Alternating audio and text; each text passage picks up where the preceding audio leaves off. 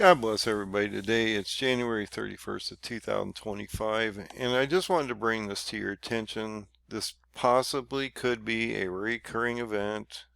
We saw a similar set of events happen in 2019, and I believe we could see a reoccurring set of events almost mirroring the events in 2019 in 2025 around February, March of this year.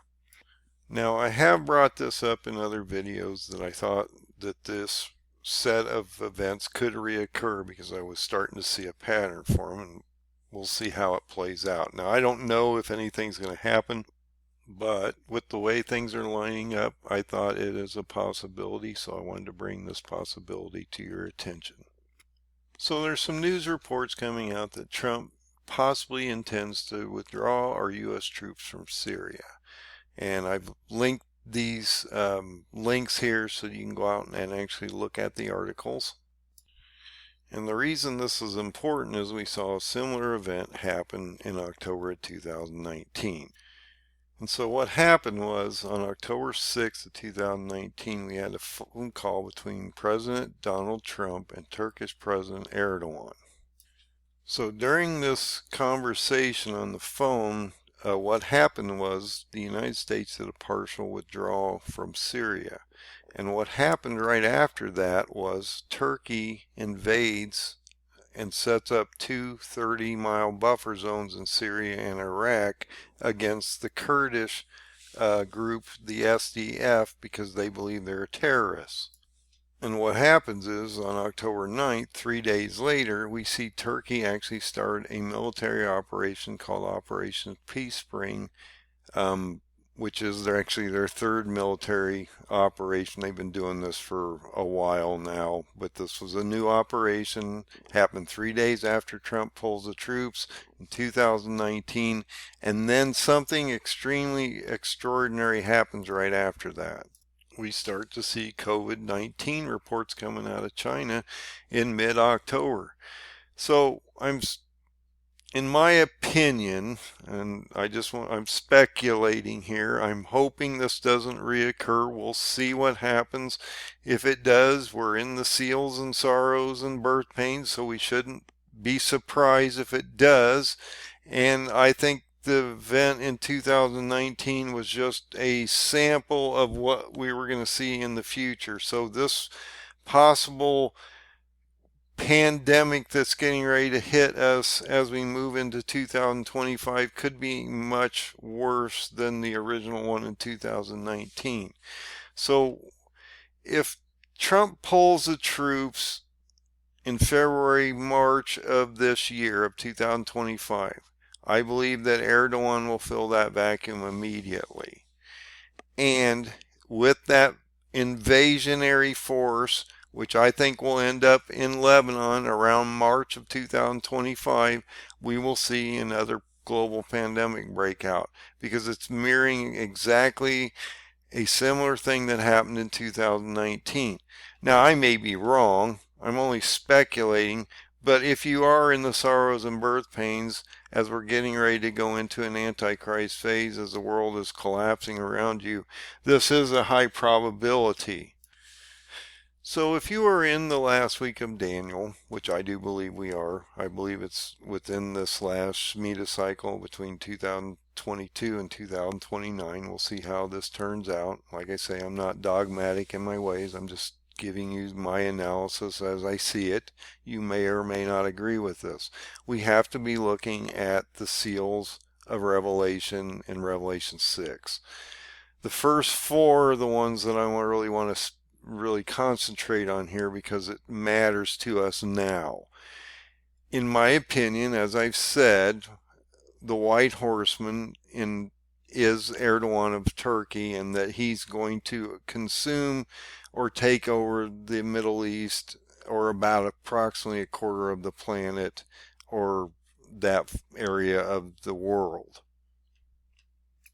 And so when the Lamb or Jesus starts to open these seals, we go into what they call the birth pains and sorrows. Now, this original horseman, which I don't agree with hardly anybody, and probably nobody agrees with me, that the white horseman is Gog of Ezekiel 38 and 39. He's the white horseman. He's the first seal of Revelation, and that he will bring a quarter of the world into war, as we will see as we go through the seals, that he is a conqueror, and he will create conquest upon a quarter of the planet. But with him, he will bring additional plagues and judgments against us. So when you go down to the second seal, you can see that this red horse comes out about the same time or right after this white horseman, and that he takes peace from the earth so that we shall kill each other, and he is given a great sword.